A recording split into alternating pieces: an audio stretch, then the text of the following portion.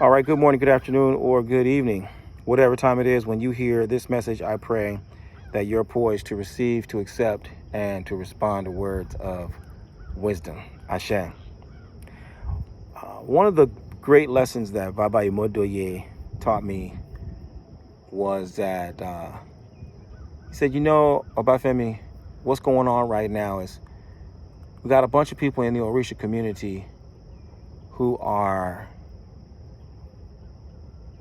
buying helicopters and using them to go to the corner store to buy eggs and milk, right? This is an analogy, okay?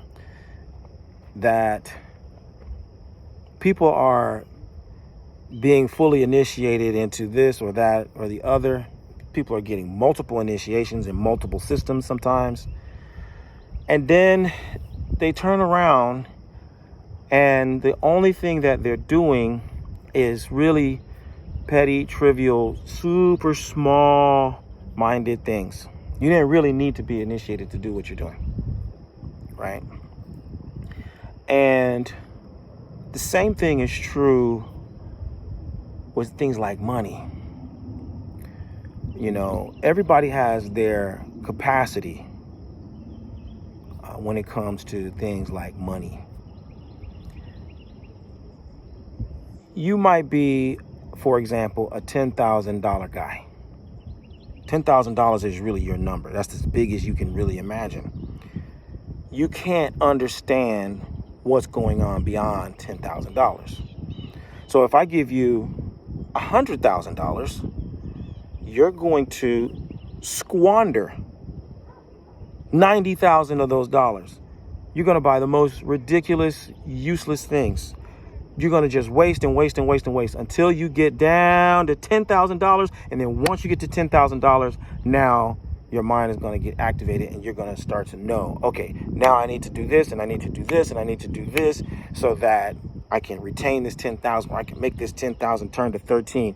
But you really have not expanded your awareness to be able to actively make use of anything more than 10,000.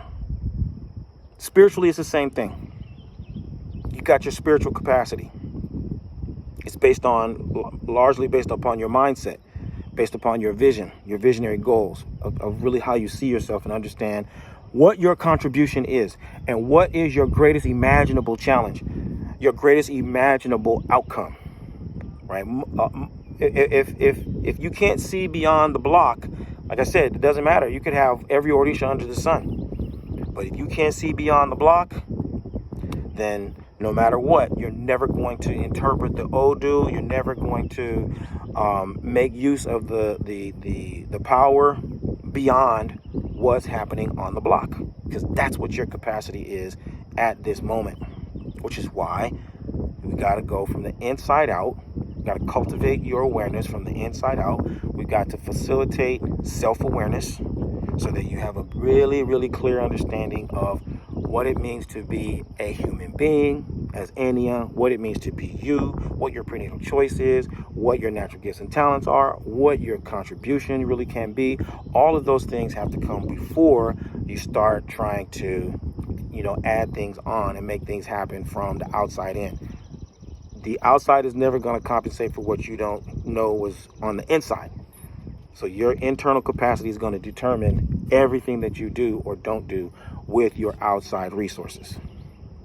Another way that people will say it is, if the only tool that you have is a hammer, everything looks like a nail. You got Shango and nail. You got, access to these magnificent dreams. Nail. You got a network of brilliant, loving people all around you. Nail. You got Akose on the left. You got Akose on the right. You got Akose coming down from the skies. Nail. That's all you're going to be able to see. Nail. Right? This is just the reality of how transformation takes place and how you increase your capacity. All right. And so this is super significant right now because I'm reflecting on just having come back from Abokuta. And shout out to everybody who made a contribution to the Abokuta campus. All of your support, financial support, your words of encouragement, you spreading the word and sharing the project far and wide, it all has helped us to be able to progress and accomplish what we've done thus far. We still have a lot of work to do, but I'm really confident that we're going to get that work done. The significance of the Abokuta campus is that a study abroad program creates an opportunity for quantum learning, right? You learn exponentially more and exponentially deeper when you're able to travel. Just travel in and of itself broadens your horizons in ways that nothing else can.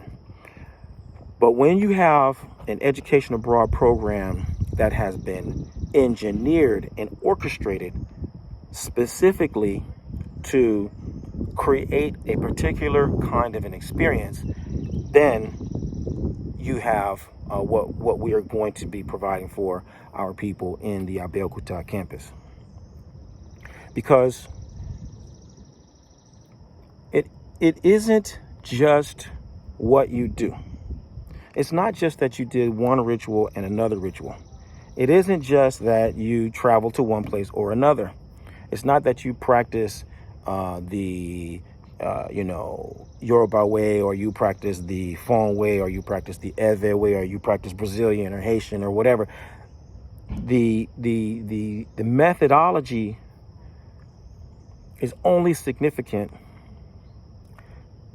to the degree that it creates a certain kind of an experience for you. It isn't just what you do, in other words, to make it simple, it's what you become in the process, right? It's not just what you do, it's what you become in the process. And certain methods and techniques and sequence of events are more likely to create one effect or one outcome than another, all right? And so I know I'm speaking in kind of vague, abstract terms, but what I really want to say in simple, language is that I'm creating an experience wherein my people are learning within the School of Orisha Studies according to a specific pedagogy. I have a pedagogy. It's not just the content. I have a methodology that incorporates the head, the heart, and the hands together in the process of aligning you with the spirit. That's my expertise. That's what I know. That's what I have mastered as my craft. I am a teacher, right? So I know how to do that for people in, beginning stage, middle stage, advanced stage, for children, for adults, for elders. I know how to do it in a corporate environment, in a community environment. This is my craft. So in the School of Orisha Studies, I've put my best practices and my best training together to create experiences that align the thinking, feeling, and doing with one's purpose.